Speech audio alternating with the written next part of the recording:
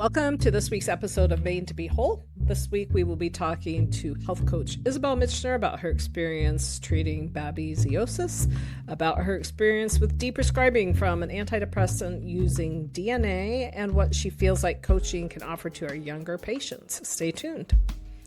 MadeToBeWhole is intended for informational purposes only. It's not intended to replace the advice or care of a licensed healthcare professional. Participating in this podcast does not constitute a provider-patient relationship with Krista Michener, AHP Integrative Health, or any of the guests featured on MadeToBeWhole. Krista Michener, AHP Integrative Health, and any featured guests aren't responsible for any losses, damages, or liabilities that may arise from use of information obtained in this podcast or associated materials. Please consult a healthcare professional for any health-related concerns that you are experiencing. So Isabel, welcome back to the show. You were on a while ago, and people who listen to that know a little of your story, but you're here today because not only have you been a patient, but you're completing the health coach certification and are going to be taking that role. And one of the reasons we thought you'd be a really good fit for that is because unfortunately you got sick when you were really young. And obviously navigating this sudden onset of all these chronic health things at a young age is kind of different and needs a different kind of support. If you could go back in time to 10-year-old Isabel, when you first got sick, what are the sorts of things you feel like you can offer in that role that would have helped you? Well, one thing I would believe would help me a lot at that age is to know that it can get better, that it's real, that this isn't just something that I'm making up or is never going to get better. And another thing I think would be really important is explaining expectations to myself, that some days are going to be a bit easier than others, and other days getting out of bed is a great accomplishment. How do you deal with that emotionally when you have these fluctuating abilities? Because I've always said, I think it's one thing if you have something that changes, like you no longer have the use of one of your arms. Not that that wouldn't be a tragedy, but if it was permanently gone, you would be able to adjust versus one day you're capable of doing certain things, another day you're not. How do you do that but still be successful at life and not give up or become hysterical? Because I haven't really seen you do either of those things. I don't have enough energy to be hysterical is one thing. But another is I just try to focus on what I can do with these limited abilities. For example, let's say I have a headache that day. Well, laying down is one good thing, but maybe doing something I enjoy for once, like crocheting. Because one hard thing about being sick is I don't just lose the ability to be productive. I lose the ability to do the things I enjoy. And so when I'm having a bad day, I just try to do what I can, even if it's just for myself, like reading a book or watching a show I enjoy. That is better than just lying in a ball of misery. That's a really, really good point. So one of the things when you talked about feelings and not having the energy to be hysterical, which is kind of funny, but one of the things that's been part of your journey is what we've done with medication, because when you first became sick, you would sometimes be like crying on the floor for hours, but not know why. Yeah. And nothing had happened. We couldn't figure it out. And we did find that escitalopram, which is Lexapro, did help with that. I don't know that it necessarily, when I look back, made you feel better, but I know whenever we went down on dose, you were back on the floor crying and didn't know why. But then the more we dove into this and the more we learned, we thought, but this isn't what we want you to have to be on for the rest of your life. We tried to come off, it didn't go well. So we used the DNA testing to help us figure out, okay, what is Lexapro doing for her? What's going on with your serotonin pathways? We beefed up all of those things, and we've slowly been weaning off over the last year because it's not really a hurry. But you've said some interesting things about feelings coming back through that process. Can you talk about that? Yes. Like I said before, I didn't have the energy to feel hysterical, and I didn't have much energy to feel anything at all. I, like, yeah, there were things I enjoyed and things I disliked, but I didn't feel it on the full level I used to when I was younger, or even the way other people described how they were feeling to me. Mm-hmm. And obviously, the first emotion I gained back was anxiety, which, if you've ever had depression or anything similar, you notice that the bad feelings tend to be the feelings that come back first, which was the case. Anxiety was the main one. But then I started to feel excited about things again, annoyed, but like not just annoyed, I could tell why. And it was just nice to feel things with basically a full color palette again. Right. So, what was it like for people who might be looking at doing something like this? Not sure if a medicine is really helping them anymore, but obviously just stopping and starting things suddenly does not work well. What were the things you noticed with the dose changes? How was your body adjusting? What were those symptoms, and how long did it kind of take to level out with each change? I'd say it took about a week that I felt kind of funny. So it would fluctuate. Like, I'd just feel maybe a bit more tired, get maybe a headache more or two, a little more tired. And then it would even out, and would either feel even better than before, or I would stay level with not feeling great, and that would tell me if I still needed the medication. Perfect. What's interesting about these medications, it's all the law of unintended consequences. You know, serotonin receptors are throughout your body, they're in your gut, they're in your brain, they can affect mood. But one of the reasons we've kept you for now at 5 milligrams is when we tried to go even to 2.5, you had a lot of this, and it was just kind of not worth it because of school and everything. And so we've kept working on the things to help your body be more prepared for that. But we're just waiting for kind of a break in the action, a break in the semester. You don't have any plans or anything you want to enjoy, because my feeling is if somebody's doing well, why rock the boat? You know, we Yeah. don't want to, if we're doing better, we'll still get there, but it's not a hurry, and you're still having that fuller range of emotions. And we noticed you were more talkable. You were more able to kind of engage in things. But could you speak a little bit to, with all these feelings coming back, what's changed over the years in your ability to manage your emotions? Because when you were young, I mean, a lot of young people have intense emotions, like middle school just produces that. But you had a Yeah. lot of intense emotions that were out of character that we realize now were probably more like a Pans Pandas type presentation. And it's like you would have these big feelings, but your little body and brain didn't know what to do with them. How has time changed that? I have definitely been able better able to handle these emotions and have come up with different coping mechanisms with dealing with them. Mm-hmm. For example, when I'm in a situation where I'm feeling strong emotions, I usually just take a deep breath and try to focus on the moment. And then when I get home, I can process why I felt such strong emotions and usually work through them. For example, if something made me really sad, but I needed to continue to do something, I'd come home and cry once I finally had the time to process everything. Same with anger. Usually punching my pillow would make everything better.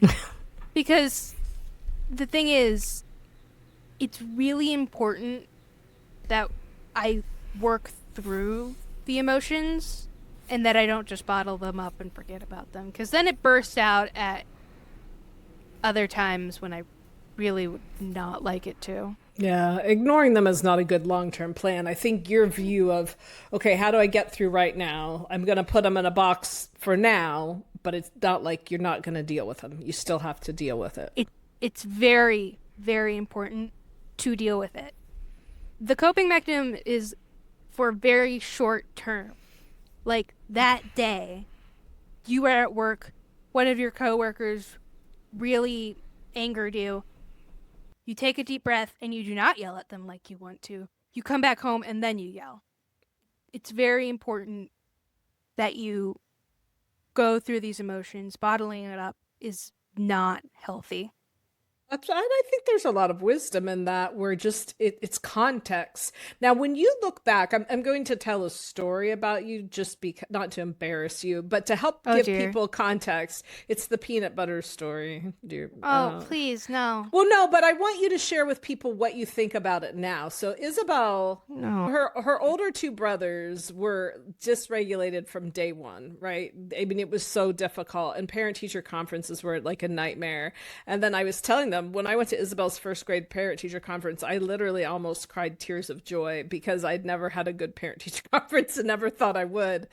But then she became suddenly very kind of sick and dysregulated around 10. Migraines, anxiety, separation anxiety, all of this stuff. And so my husband and I had an opportunity to go to England to visit friends, but it was going to fall on her 10th birthday. And we had cleared it with her ahead of time. We had talked it through. We had done special things, but she just melted down when we were gone. And like really, really uncharacteristic things like rubbing peanut butter all over the walls and cupboards. And then I can tell you my thought process, but it was not. But let me tell the rest of my perspective and then you share. But for years, she would still like not forgive me for leaving on her 10th birthday and abandoning her. And we were talking about it recently, and you just said, oh, Mom, I really think that was the illness. Like that wasn't me. Can you shed a little light of having lived through that from the inside, but your perspective now? Well, one thing is, anytime I did something like that, I could go back 10 minutes after, I would think, why in the world did I do that? Like, just give me a day, and I'm questioning my own sanity, because why in the world did I think that was a good idea? Why did I say that? Why did I do that? And as I've gotten older, and as we figured out this illnesses, it's like, oh, that wasn't me. That wasn't me. That was either inflammation talking. That was Pan's Panda attack. That was literally something physiological hijacked your brain. Well, and I think you're a good example of kind of this high functioning regression, because you did become much, much more clingy and have these behavioral digressions, but it's not the same as a kid who was like, oh, they were 6 or 7 and they were potty trained and then they weren't, or they lost these measurable motor skills. So when I didn't know about encephalitis, PANS, PANDAS, all of that back then, but knowing what I know now, I look back and say, oh, here's this girl who was confident, independent, who was suddenly clingy, didn't want to let go of me, started doing things that were completely out of character. But obviously your brain had been hijacked and you were just trying to cope and express things in your limited abilities. But does that seem correct? Yeah. Okay. Yeah, and not to mention, although you guys did clear it with me, I was also 10. True. I wouldn't do it again. Yeah, because that's another thing I have to realize. Like, yes, there were these illnesses, but I was also 10 and probably didn't have the best coping skills, especially when my parents tell me they're going somewhere and they seem really excited, but they're going to miss my birthday. And obviously, I want them to be happy. And so I say yes, even though I want to say no. Will you forgive me? There is nothing to forgive. It was a thing on both of our parts. Sure. So how do you deal with and I'll give you a little bit of explanation, but making peace with the people around you being flawed. Another thing of perspective, I know middle school was not great for you, as it isn't for many people, but then you've been able to say, gosh, looking back, yeah, some of those kids were really kind of mean, but I was kind of a lot too. And I know sometimes we've had similar experiences with family where people are a lot, but we have a role in that. How do you manage your emotions, the hard things you're going through, but giving grace to the flawed people around you? The way I think about it is basically the golden rule they taught you in elementary school: treat others how you want to be treated. So when someone's a jerk, I have decided to take a step back. Like, I'm obviously not going to let them be a jerk to my face. I'll set boundaries. But I'm also a lot more forgiving because I was not exactly the greatest in middle school. I was going through a lot, and I just realized that, yeah, these kids were not very nice to me, but I wasn't very nice either. The thing is, I was through that in that phase where, to protect myself, I would defend myself first before anything actually happened. Mm. So I'd be a bit rude in the beginning before anyone even said anything, because I'm like, I need to make people stay away. And the thing is, that goes through like almost everyone in middle school. It doesn't excuse anything any of us have done, but that everyone's scared and everyone's trying to protect themselves, and not all of us do it in a great way. That's really wise. What would you say to people who are struggling with how long sometimes this healing takes? Because there are people, we start treatment, we'll say for babesia, and they have pretty quick sustained gains and stay well. But for some people like you and me and more of my patients than I wish, it's been prolonged. So we're about, I think, 4 years in with you. Um, That sounds about right. how would you say you feel now compared to when we started, and what things are still a struggle and you're still looking forward to improving? So I can say that it has definitely improved significantly. Like, I can do things that I haven't been able to do before. I'm going to college technically full time now, even though it's not as many classes I would like to take at once. But I would not have been able to do any of this 4 years ago. And that's one of the big things I do, is to look back to see how much I've improved. Maybe in a short time I haven't improved as much as I have wanted to, but overall, it's a big improvement. And that's another thing. If I didn't do anything, I wouldn't get better. It may be taking a while, but that's better than nothing. Right. A lot of people seem to think treatment is like all or nothing. It either cures you or does nothing. And it's not. It's like little baby steps. And the thing is, it may not look like much, but like once you add it up, it's a significant increase in improvement. I think it's usually for most of us, we can't often look back and say, I feel so much better this week or this month compared to last week or this month. But if we look back to the last year and the year before that, it's these like gradual, sustained gains where there's a gradual incline.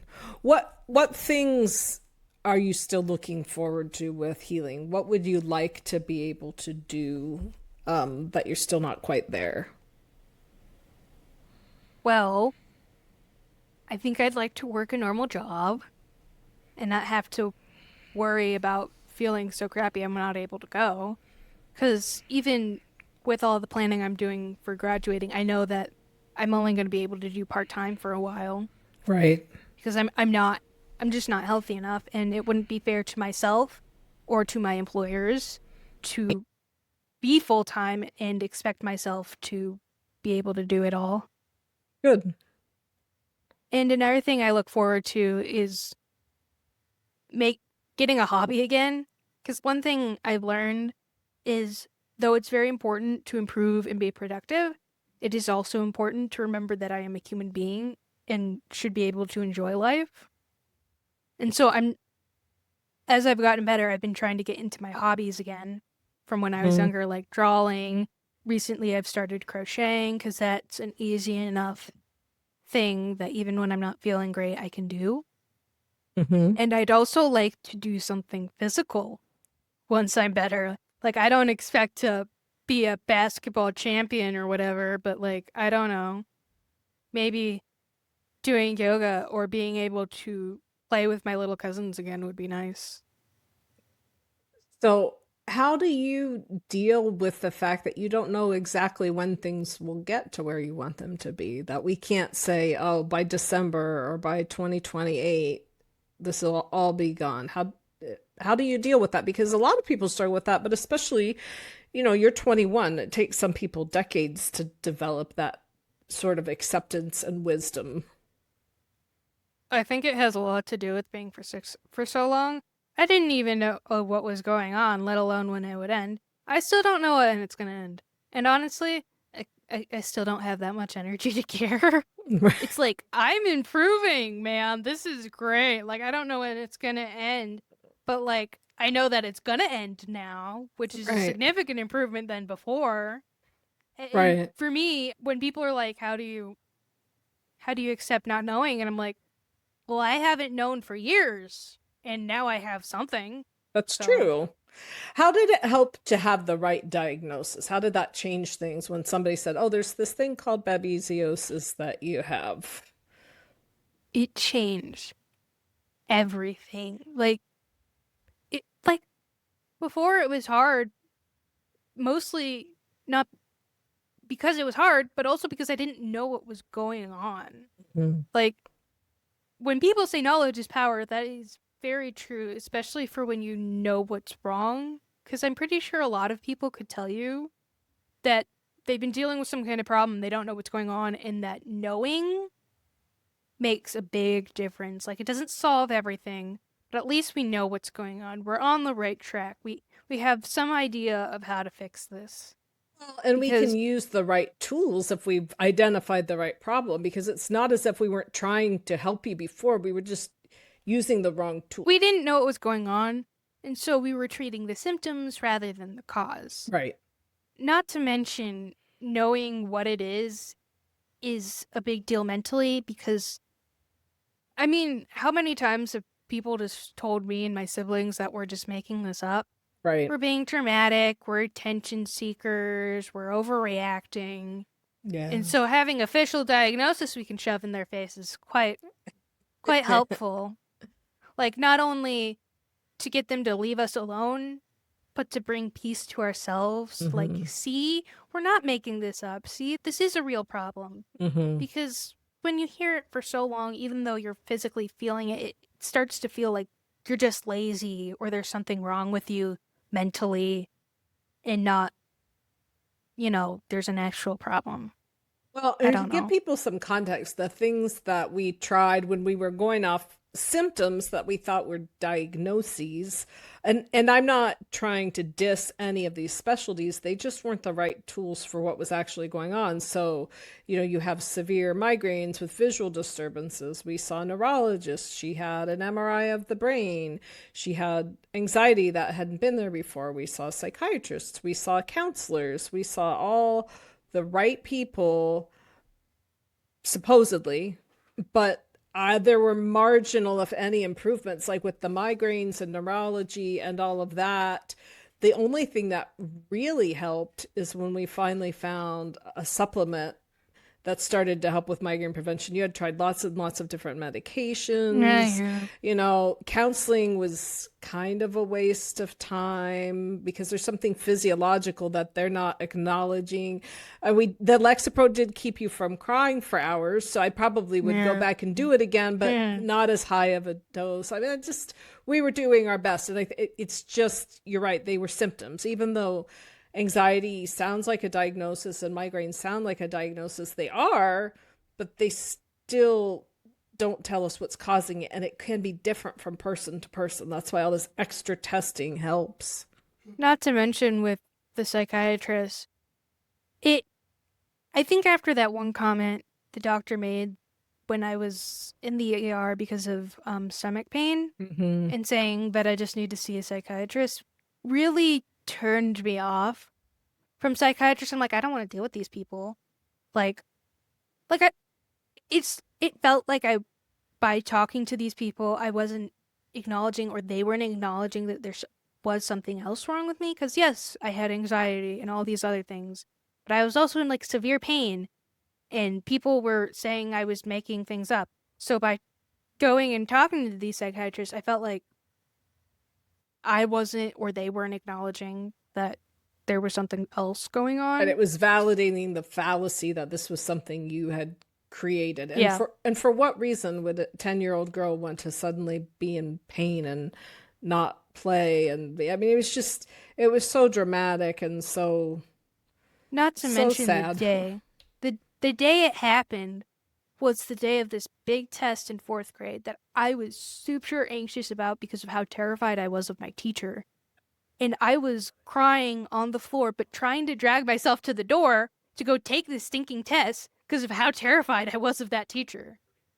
Well, it's interesting when you say the day it happened, because not everyone, but a lot of people with pandas, like, they can tell you, here's the day things changed. And for some people, it was more outwardly obvious, but nevertheless, when you have something that wasn't there and then it suddenly is, and there's no event that explains it, you weren't suddenly anxious because of some new trauma. You had, I know it was a scary teacher, but you were not the same kid. You had much more confidence previously. So what would you say to parents who are feeling impatient with their child's journey and their child's healing, or the fact that their child seems to be obedient, air quotes here, or doing the right things, and then they're not? Are they just being willfully disobedient brats? Do they just need stricter rules? How should it be dealt with? One thing I think is really important is to trust and believe in your kids. Because I know one of the most important things that happened when I was sick is that my parents believed me. And that they were there, and that they supported me, and that through the whole thing they were trying. Like, they weren't perfect, and mom didn't suddenly pull out a diagnosis from her pocket and explained everything, but she went to conferences, she kept trying new things, and the most important thing was that she believed me. Because at that age, I trusted adults, and then suddenly all these adults were just not believing me and turning me away, and that hurt, and that broke a lot of trust in adults, but my parents didn't, and that meant so much, because it would have been way worse if they didn't, because like it just, my trust in adults was just very, very broken, and if my parents didn't believe me, it just would have been shattered, like, irreversibly. It was bad, but like, even dad, who had no medical knowledge, he believed me. He had no idea what he was doing, but he tried, and it just meant a lot. And I think to parents is to try. Like, you're not going to be perfect, and that's okay, and your kids will understand that. Maybe not right in the moment, especially when they're in pain, but like, knowing that your parents trust you and believe you is a really big thing.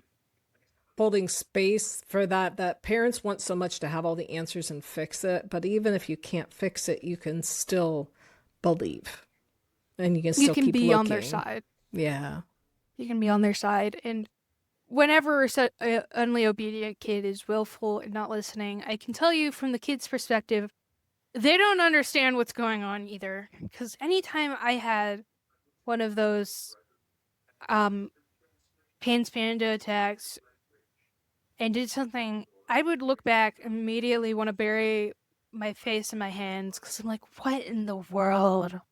was I thinking? Because you're not logical in that moment. You're driven totally by this inflammation in your brain. And it does not make sense at all. Once you stop, you're like, what in the world? What was I thinking? What is going on? How did I think that was a good idea? I will tell you, like, there were plenty of those moments. I'm like, I can look back, like, literally the day after. I'm like, no, why did I do that? And for kids, like, understanding that they're trying their best is also a very important thing. And also, I think treating your kid normally is also pretty important. Like, what's the right word? You don't want their diagnosis to become their identity.